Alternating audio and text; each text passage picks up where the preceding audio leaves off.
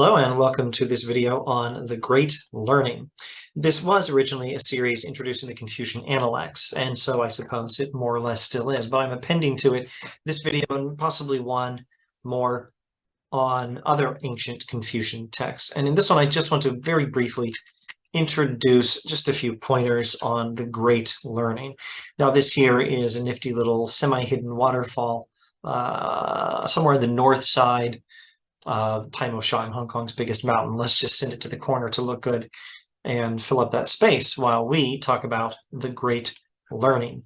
So this is one of the classic Confucian texts. It's one of the central ones in the tradition. One old account states that it comes from Confucius' grandson. I can't promise you anything about who wrote this book. I'm just mentioning that's one possible theory. This book tells us that virtue begins at home. Virtue begins, well, actually it begins with the individual and also at home. It moves from me to my family. That's where virtue goes. And then from the family, it goes outward through the rest of society. This book teaches that we must begin with knowledge and we end with an alignment of desire and rightness. And so while I've said that, I might as well pull up one edition or another of the Analects. Let's go to the Muller translation of the Analects and find that autobiographical passage that we're referencing here. Confucius, in his famous autobiographical remark, states that he began by pursuing learning. And then this eventually led to the alignment of his heart's desire with morality. That's the pathway to happiness there. When your desire aligns with what is right, we have a much better chance of being happy than in any other circumstance. All right, so there's I don't like that adjective. There's a progression in this way of thinking, a proper way of ordering things. And it's, or at least a lot of it is captured in that line attributed to Gandhi, be the change you want to see in the world. There's a progression here from a person's knowledge to the reformation or renovation or healing, I'm not really sure what word to use, the improvement of that own person's heart or mind. And then from the improvement of that person's heart or mind to the improvement of that person's life, and or you could say to the general improvement of that person, and from the improvement of that person to the improvement of that person's family, and then from the family outward and ultimately to the entire country, eventually perhaps the entire world. Now, this is very much a work of political philosophy. The idea is that a ruler, ideally, can bring about good within his own large sphere of influence by first cultivating virtue. But the idea is that we bring about improvement by improving ourselves in this manner. And this can happen anywhere. Anyone who's willing to improve in this way has a sphere of influence, and we all do, unless you're a hermit. But if you're a hermit, you probably aren't watching this because you probably don't even have a functional internet connection. If you are watching this, then you probably have an email account or something like that, and you're probably not a hermit. Everyone has some sphere of influence. So I think this is very much a work of political philosophy, this book we're talking about here, The Great Learning. But it's also, I think it's a work of personal morality. It's advice for anyone, one particular individual, any particular individual, almost any particular individual will have less ability to do this than a ruler would. But I don't think this is advice only for rulers. It's advice ideally for rulers, but actually for anyone who will listen. One line, and this is probably the James Legge public domain translation, states, all must consider the cultivation of the person the root of everything besides. Now, briefly, a few observations, and then we'll probably alt-tab over to the text and look at a few key passages. If a ruler wants to be wealthy, you need to start with being virtuous. Wealth follows in due time. Pursuing wealth first will only lead to trouble. Okay, so two good images are useful for capturing this. One is virtue as the foundation, and wealth is what you build on it. Lay a solid foundation by being good, and then wealth gets built on it. I think a better metaphor, perhaps, is the tree and the root, or the fruit and the root. Well, the whole thing, really, the whole system. Virtue is the root, and from that grows a healthy tree. If you want to insist on making everything in this image stand for something, you could say virtue is the root, the tree is your life, and the fruit is the good result. And if you want the fruit to do well, start with the root. So you have to start with the root. There's a proper ordering of things. There's a proper way to improve things, and it has to start with you being good. A ruler should rule by virtue rather than by laws and punishments, at least primarily by virtue. Again, as I've said in an earlier video, I don't think that there's any hint here that the very concept of criminal punishment is inappropriate. Rather, there's an idea that virtue is a more effective way of ordering society and making things right than is punishment. A ruler should be virtuous far more than he should be actively punishing bad guys, is the general idea. Also, there's fewer bad guys to punish if there's more virtue, and there will be more virtue in general if the ruler is more virtuous. That's the general idea. The golden rule is affirmed, and in one striking passage in this text, we have an application of the golden rule to our non-symmetrical relationships. Like, I'm an authority over my kids. I'm under the authority of the boss. I should treat the kids the way I want the boss to treat me. I should treat the boss the way I want the kids to treat me, with, of course, suitable adjustments. In general, I should work hard to do what the boss says, and because that's what I want the kids to do. I want them to work hard when I tell them to clean the room or something. And I want the boss to not give me undue burdens of unnecessary work. I should not do that to the kids, even if they do need to clean up a really big mess. I should consider the issues with the workload and everything, just as I want the boss to do for me. All right, we'll probably get to that passage shortly. Here is the general style in which the passage presents this idea. What you do not like to receive from people below you, don't do to those above you. What you don't like to receive from people above you, don't do to those below you.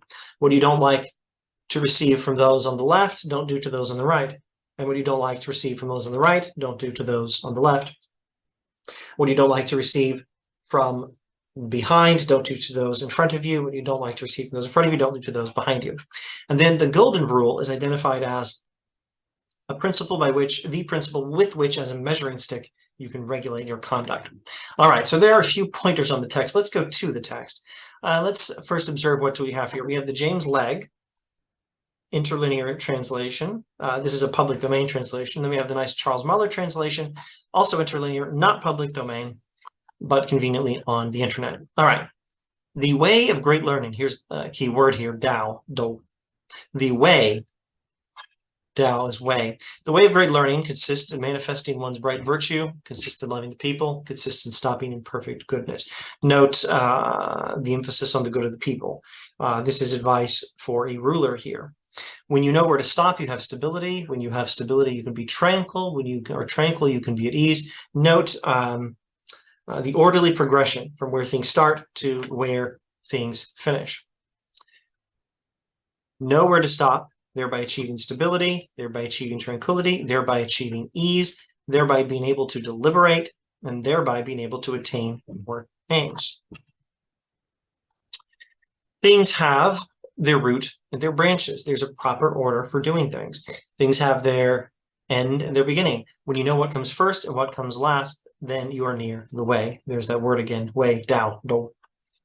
The ancients, who wanted to manifest their bright virtue to all in the world, first governed well their own states. And here we have another description of the right way. You want to achieve this goal first. If you're a wise ancient ruler, like this book is talking about, first, you govern well your own states. But in order to do that, you first harmonize your own clan. I think the Legge translation will say your own family here. Yes, families in the Legge translation.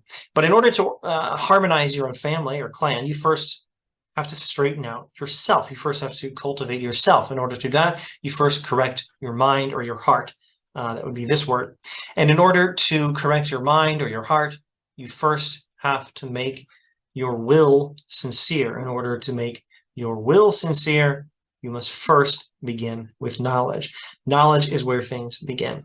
And, well, actually, no. Like Puddleglum in The Silver Chair, being told the first thing we have to do is find the lost city of the giants and saying, well, can't we begin by looking for it? Actually, the place to begin is not finding knowledge, but looking for it. So first we begin with investigation of things leading to knowledge. So after the text says things have their proper ordering, their roots and their branches, their end and their beginning, you start by, what's that line? Begin with the end in mind. I think it's from Stephen Covey. 7 Habits of Highly Effective People. Some similar ideas here. First, know the final goal and know the beginning, and then and then do it. Start at the beginning and then move towards the goal. And then after the text states that and says there were these goals that the ancients followed, and they knew how to begin it. And it began with knowledge gained through investigation. So after the text presents this progression, it presents the whole progression again in reverse order, or maybe we should say in the proper order. We start by knowing the end, knowing what comes last, and then we trace it back to the beginning in the pursuit of knowledge. Now we're going to trace it the opposite way, from the beginning to the end, from the root to the branch, from the foundation to the top of the building. When things are investigated, we get knowledge. When we get knowledge, the will becomes sincere. And then the mind, the heart, becomes correct. When the mind is correct, the self is cultivated. When the self is cultivated, the clan is harmonized. When the clan is harmonized, the country is well governed. And then there will be peace throughout the land. From the king down to the common people, all of us regard the cultivation of the self as the most essential thing. I'm going to suggest an interpretation in this book. I don't think I can promise you that this is correct. I think it's a very reasonable provisional interpretation. Note that we go through this the first time. We start with the goal. I think this is perhaps a superb piece of philosophical rhetoric for a philosopher to use on a ruler. The young, bold, perhaps arrogant ruler thinks, I want everyone to know how awesome I am. That's what a king with perhaps not enough humility might think. And the philosophical teaching comes alongside him and says, yeah, you want everyone to know how awesome you are? Here's how you do it. That's your goal. Let's trace it back to its beginning. It begins with knowledge. It begins with pursuing knowledge, which leads to getting knowledge, which leads to having your will made sincere, which leads to having your heart straightened out, which leads to the correction of your own character, which leads to straightening out your family, then your state, and then ultimately, as much as possible, possibly the entire world. But when we go through this progression the second time, once we've trained the ruler to focus on the proper ordering of things and to begin with the pursuit of virtue and knowledge, we move from the beginning to the end, from the root to the branch. Knowledge is extended, the will becomes sincere, the mind is correct, the self is cultivated, clan is harmonized, country is well governed. And instead of saying, and everyone will know how great you are, or and your virtue will be brightly manifested to everyone, we find it saying there will be peace throughout the land. It's like by the end of this process, the ruler has been trained to care about other people more. I suggest this as a plausible, reasonable interpretation of the text, though I can't promise you it's true. I think it's probably true. Anyway, the cultivation of the self is the essential thing. Fix yourself, again, the line attributed to Gandhi. Be the change you want to see in the world. All right. I think I may skim over a lot of this and just look at a couple of other interesting passages. They're very interesting remarks here, and you'll actually find that several of these steps receive further commentary. Example, the cultivation of the person lies in the correction of the mind. Here in section 9, you find some elaboration on that. The regulation of the family lies in the cultivation of the person. You find some elaboration on that. Oh, also, I like this line. Confucius. In hearing legal cases, I'm just like anyone else. What we really need is to not have legal cases. We need fewer lawsuits and less need for lawsuits. I like that line. All right. Before governing the country, you must regulate your family. Commentary on that. Bringing peace to the realm lies in the ability to govern the country. Commentary on that. And let's look at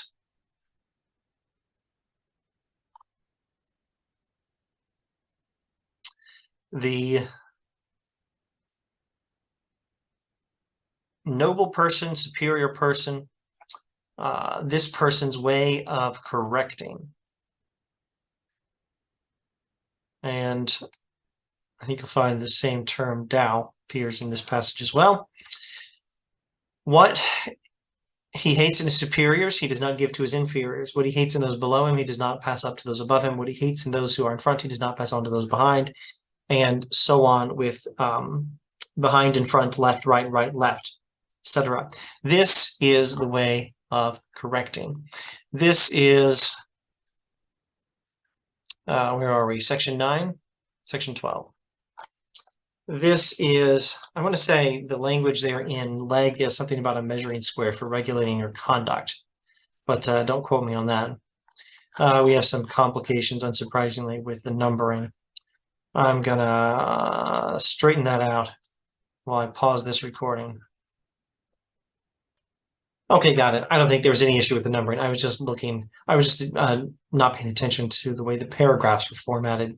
Here we are. The principle with which as a measuring square to regulate one's conduct is this version of the negative golden rule applied to our relationships that are not symmetrical, because I'm not supposed to treat the boss the same way as I treat people who are under my authority. I'm not supposed to treat them the same way as I treat the boss. I'm supposed to treat all of them properly, treating the boss properly, using my knowledge of what I want and what I don't want from people under my authority as a guide for how I should act with respect to people over me in authority, and use my knowledge of how I want them to treat me and what I want them to not do to me as a guide in knowing how to treat people under my authority. That's a principle with which as a measuring square to regulate one's conduct, or the way of correcting. All right, let's scroll down and maybe find that passage about, I'm going to say about wealth, but not just yet. The way is to win the people, then win the country. This passage, I don't know if I want to say much about this, except to emphasize this passage has a clear connection to the teachings of Mencius that we might get to in the next video, inshallah. Virtue is the root, wealth is the branch, and you have to prioritize things in the right way. Of course, the branch is what we're ultimately aiming for, but you've got to start with the root. And in this case, the root of successful governance, the text is telling a ruler, this is, again, in this passage, this is political philosophy, this is advice for a ruler. And the right way to be a successful ruler is to prioritize the people and kindness to the people, to prioritize virtue, and to prioritize treating people properly, not trying to get rich by ruling them.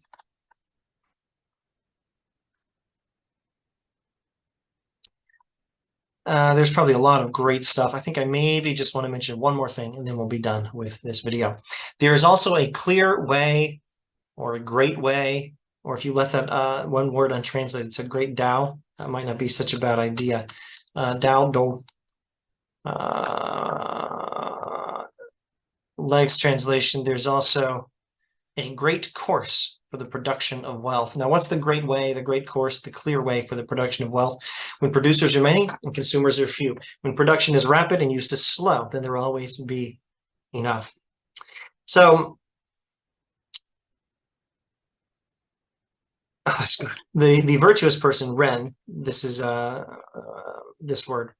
Yan, the word for kindness, benevolence, humanity, or the highest virtue, the word which Muller here sometimes leaves untranslated. The word for the most important virtue, Ren.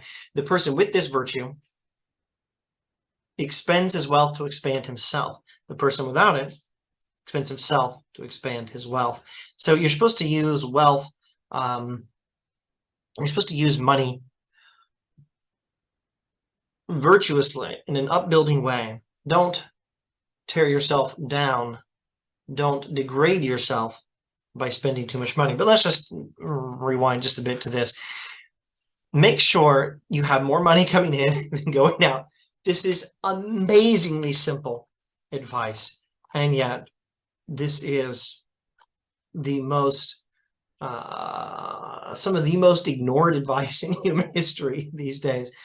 Just try to tell this simple piece of advice to for example, the government of the United States, and see if they listen.